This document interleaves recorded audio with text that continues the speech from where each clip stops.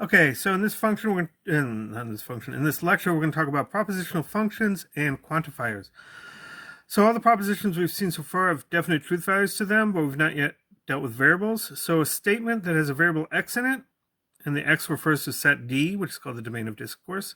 If the statement p of x is always a proposition, no matter what x we choose, then p of x is what we call a propositional function. Remember that a proposition is a statement that is definitely either true or false. So let p of x be the statement x divides 30 with no remainder, and we'll say we can draw our x's from the set of the integers. Is this a propositional function? So p of x, what does it mean? I can pick in whatever integer I want and put it in for x. So if I take x equals to 3, p of 3 is the statement 3 divides 30 with no remainder. And that's true because 30 divided by 3 is 10. If I take x equal to 7, p of 7 is 7 divides 30 with no remainder. Is that true or false? Well, that's false. 30 divided by 7 is 4 with a remainder of 2, so it's false.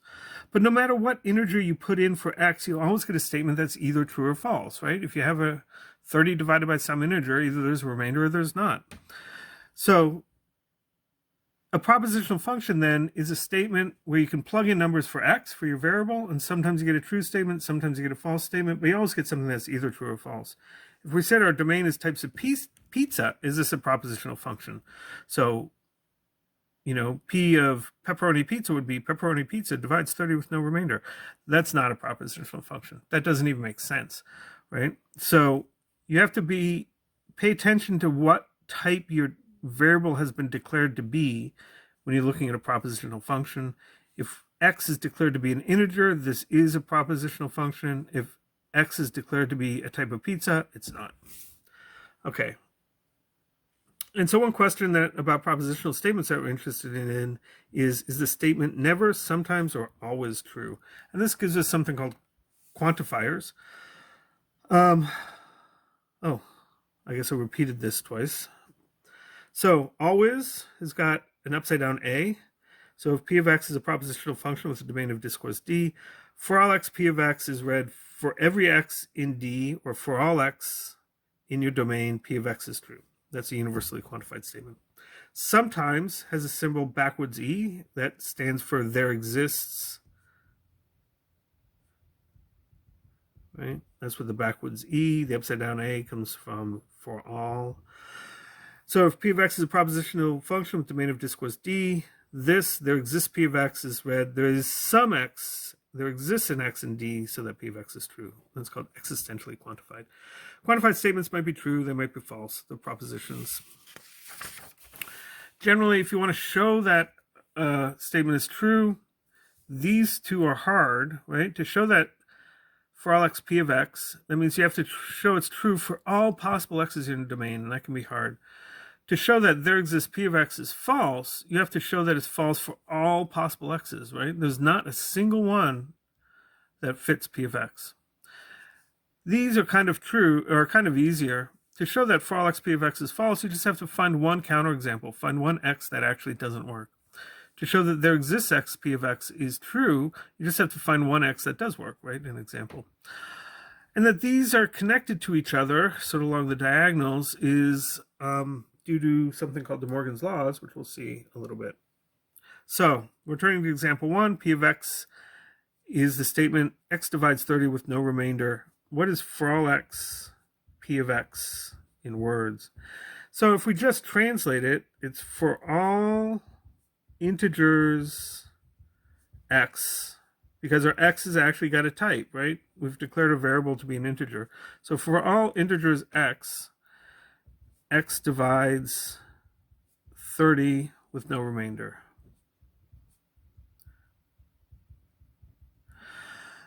Okay, that's not actually, it's stating in words, but it's not actually a good English sentence because we don't want to have any x's. But what we're saying is that every integer you pick, no matter what integer you pick, you're going to be able to divide 30 and have no remainder. So a better translation would be every integer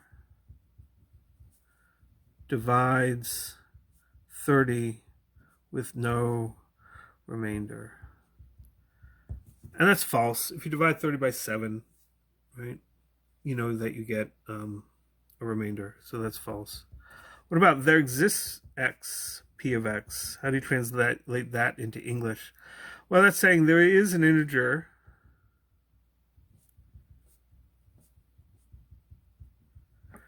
right, x, that divides 30 with no remainder.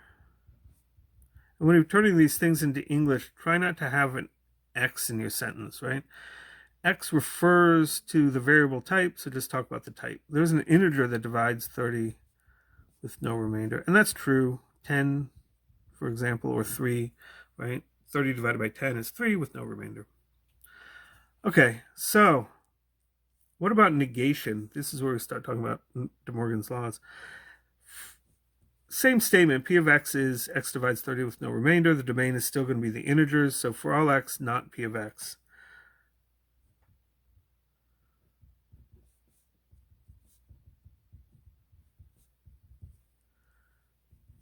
So the negation goes into the propositional function. X does not divide 30 with no remainder. Right?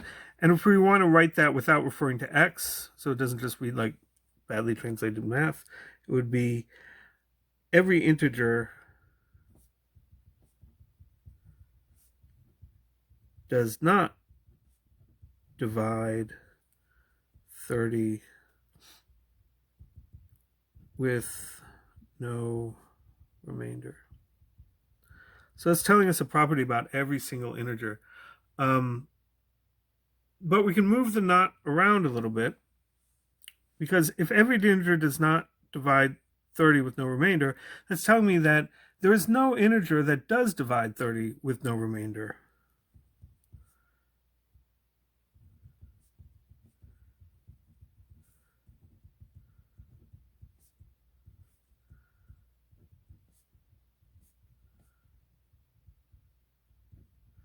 Right? Every integer does not divide it. That's telling me that none of the integers do divide it.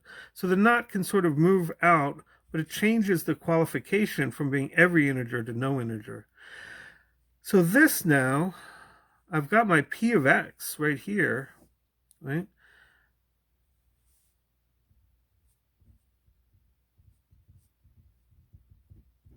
So we could write it like that.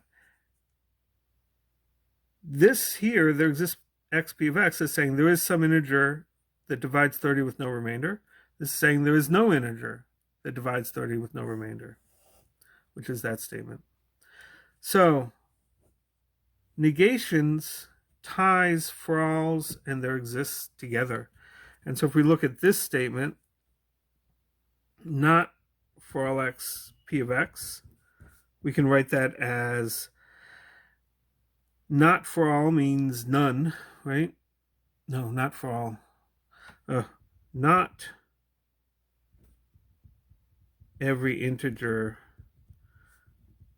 divides 30 with no remainder. Or, well, not every integer divides it. Well, not every integer divides 30 with no remainder means that some integer does not divide 30 with no remainder.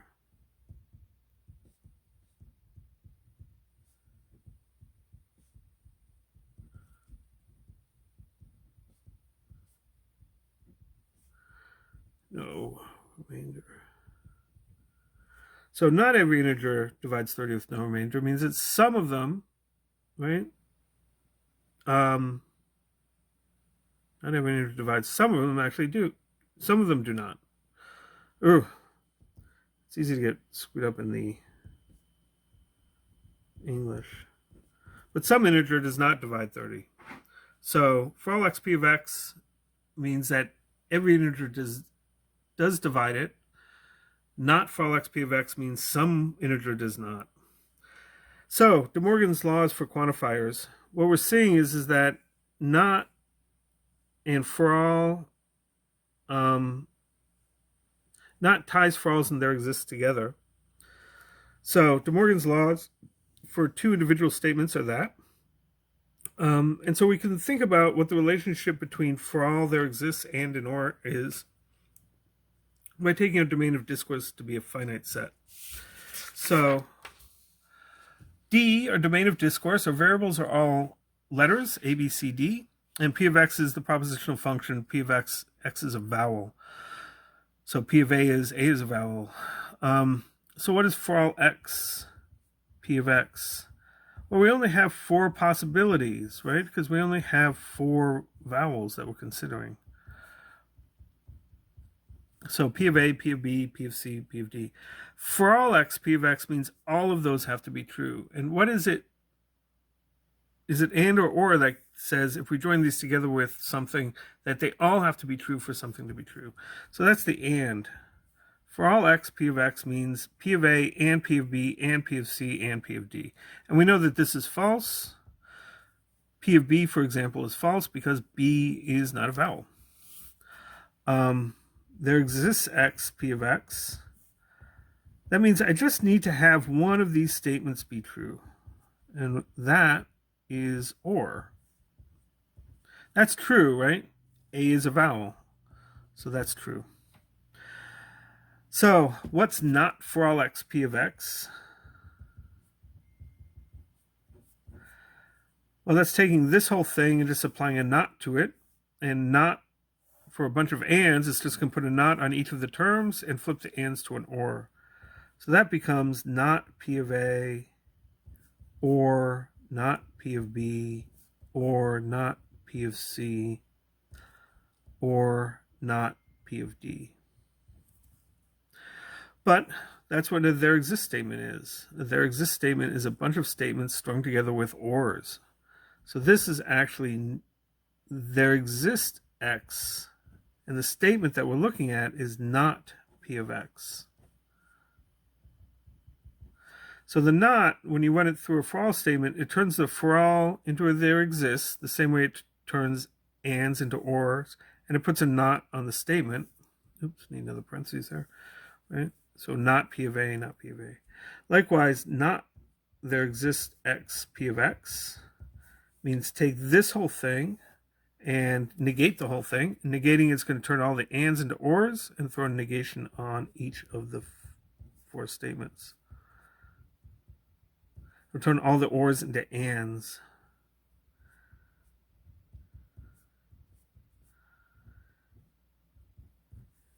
Right? So this is a bunch of statements joined together by ands, a bunch of statements joined together by ands. That's a for all statement. For all X, not P of X. And that's De Morgan's laws for universally quantified statements. So for all X, the negation turns the for all into a there exists, and you negate the propositional function. Negation turns a there exists into a for all, and you negate the propositional function. So suppose the propositional statement is X played for the Minnesota Twins in 2020, and we're declaring our variables to be human beings. So not for all X, P of X. What does that mean? Not for all X, P of X. Write that in English. So it would be not, in the parentheses, we have to just think about what that means. For all humans, X played for the Minnesota Twins.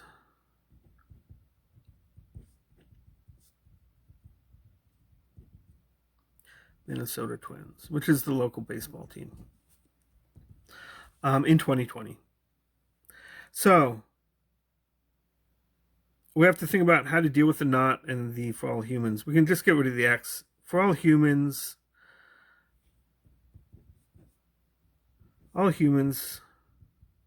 played for the Twins. Right? That's what this statement in the parentheses is, if you get rid of the X. All humans played for the Twins. So we could say that's just not all humans played for the Twins.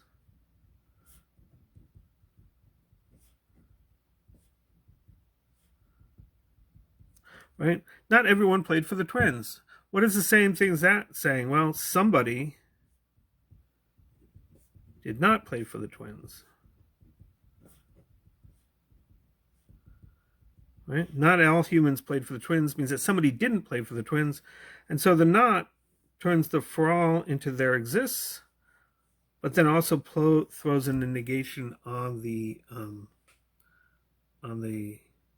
propositional function, right? And not there exists x p of x would be not there is a human x where x played for the twins. That's just the straightforward translation. We want to make it a little more English. So the stuff in parentheses is some human x played for the twins.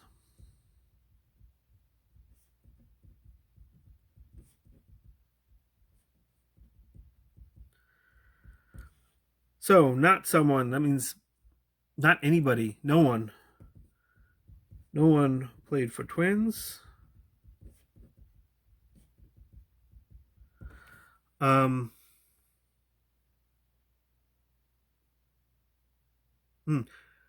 one, not someone played for the twins. Someone played for the twins. The negation of that is nobody played for the twins, or everyone did not play for the twins, is another way to say the same thing. Right? And that's for all x, not p of x. This is there exists x, not p of x. It's a little tricky sometimes with language, but the not, right? Not someone, no one played for the twins. You can move the not over to this, to the propositional function, but then you have to change the not someone into an everyone. The there exists becomes a for all. Okay, so how do we actually tell if some of these things are true or false? You can just by turning them to English, you can, but sometimes it's a little bit tricky. So here's domain, or variables are non-negative real numbers. Here's a bunch of statements. Are these true or false? How do we tell? So what is these statements? The first one, we'll label these 2, 3, 4. What's 1? Well, we have a pair of numbers, x and y, and we're saying there is some x and there is some y, so that when I multiply them together, the product is less than or equal to the second one.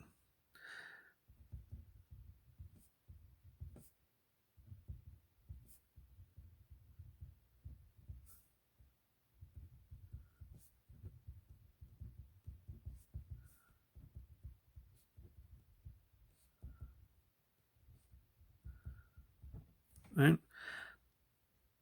It's a weak statement. It's just saying I could find two numbers that when I multiply them together, I get a number that's less than the second one.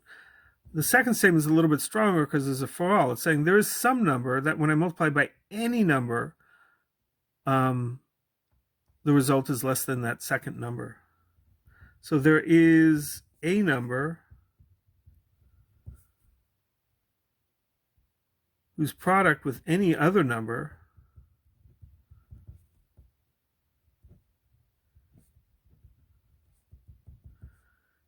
is less than or equal to that number, that second number. I'm running out of space, so I'm going to use a little bit of symbols there. Okay, so you should be able to see that. Okay. What about the third? This is still a little bit strong. It's saying every number, no matter what number you pick, you can find another number so that x, y is less than or equal to y. So for all numbers, there is a second number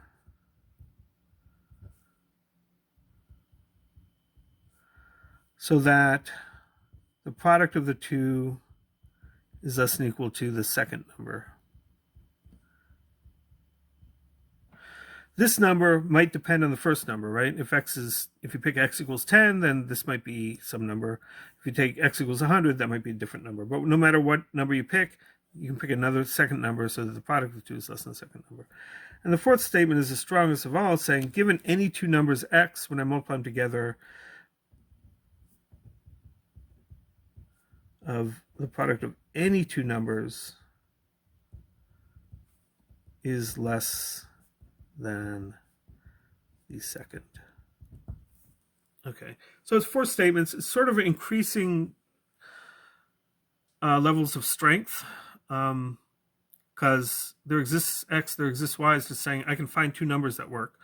For all X, for all Y says every pair of numbers works. So are these true or false? There's a very nice method of investigation called the logic game. You have a hero and a villain. The villain, right, with a V, gets to choose a variable whenever there's a for all symbol, right? For all, sort of like V, hence villain. The hero chooses variables whenever there exist statements. The villain wants to choose numbers to make the statement false. The hero wants to choose numbers to make the statement true. So we'll start with number 2, because that's got a hero and a villain.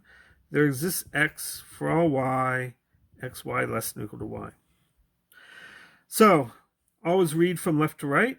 There exists X. That means we start with the hero who's trying to make it true. So the hero says, well, I don't know what's going on, so I'll just pick a number. I'll say X equals 5. And that means that the equation 5Y is less than or equal to Y, that gets passed to the villain. And the villain's job now is to say, oh, can I find a Y that makes this false? The villain's always trying to make it false. And the villain says, yes, I'll take Y equal to 1. And so the villain wins that round. Yay, villain. Villain wins. That doesn't actually tell us anything at this point. It just tells us that the villain won that particular round, but we could go through lots and lots of rounds. So the hero says, okay, well, that didn't work. Let me try a number less than 1. Maybe that'll help me. So I'll take X equal to 1/2. So what equation gets passed to the villain? X is 1/2, so the villain gets 1/2 Y less than or equal to Y. And now the villain has to think, well, what Y can I pick that'll make this false?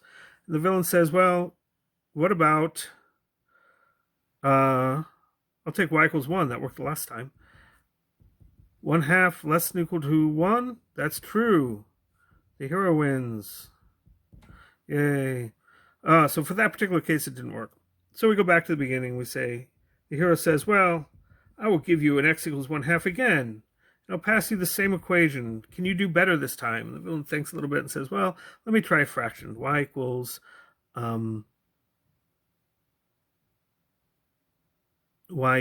say, 1/4. So plug that in. 1/2 times 1/4, that equals 1/8. Is that less than or equal to 1/4? That's true. The hero wins again. So it's beginning to look like the hero has found a number that works, and the villain has not been able to match it. So the hero says, okay, you want to try again? I'll take X equals 1/2. So what equation gets passed to the villain? 1/2 Y less than or equal to Y. And the villain has to think a little bit, and he notices that we are dealing with the non-negative real numbers. So all positive numbers, but also 0. So that gives him one more number to try. He's going to say, suppose Y equals 0. Then the equation becomes 1/2 Y less than or equal to 0. Is that true or false? That's true. The hero wins. The hero has found a number that works, no matter what the villain throws at it. So this is true. And if you're going into math, this is actually a really useful thing, because when you start thinking about how to construct proofs, right, often theorems are written with quantifiers, and if you play the logic game, you can start building up a bank of examples to tell you whether or not these things actually, how well these things work. So let's look at number 3 then. For all X, there exists Y, XY greater than or equal to Y. Less than or equal to Y, right? Less than or equal to Y. So this one is the villain first, and then the hero. So the villain wants to pick a number that would make this false. And then the villain says, well, let me take X equal to 5. We'll just start with that. So what's passed to the villain, less than or equal to Y, is the equation 5Y. This is passed to the hero is 5Y less than or equal to Y. And the hero has to pick some number Y that actually works. And he can in this case. He says, well, I'll take Y equal to, oh, no, he can't in this case, can he? Well, X, The hero says, I saw your last trick there. I'm going to say y equals 0. So if we plug in y equals 0, do you get 5 times 0 is less than or equal to 0? Is that true? Yes, that's true. So the villain says, okay, that didn't work. I'm going to try again. And he says x equals to 1/2. And he passes the equation 1/2 y less than or equal to y to the hero. And the hero says, ha, I have chosen the invincible number y equals 0. 1/2 times 0 is less than or equal to 0. That is true. So the hero is actually 1, because no matter what number the villain picks, no matter what x the villain picks, the hero can always choose y equals 0. And then that works. So the hero will always win because the hero has a strategy. Right? So that always works. So by doing the logic game, you get to this question of can the hero or villain have a strategy that always works, regardless of what the other person does? If the villain has a strategy that always works, the statement is false. If the hero has a statement that thing that always works, if the hero has a strategy that always works, then the statement is true. So we found that this, let's see, where am I? This is true, and this is true. What about there exists x, there exists y?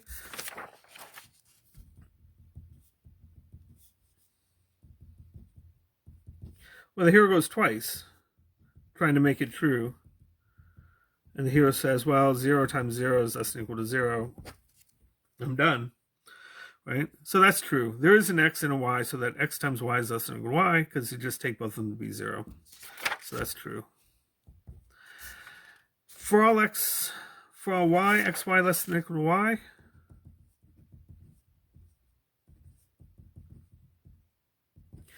Here the villain goes twice, and he wants to pick two numbers that make this false. Right? So he says, okay, well, I'll make x big and y small. So I'll take x equal to 10 and y equal to 1. 10 times 1 is less than or equal to 1. That's false. So I'm the villain and I've won there, right? I've managed to find, pick two numbers that makes that statement false. So that's false.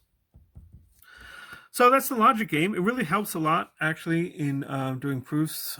Since I've learned how to do this, I've actually, in my own research, when I've come across quantified statements, did that. And it generates a lot of useful examples. So the last part of that is play the logic game on this statement. Use some space here. Domain of discourse is the real numbers. Is that statement true or false? And so include that in your notes when you hand them in.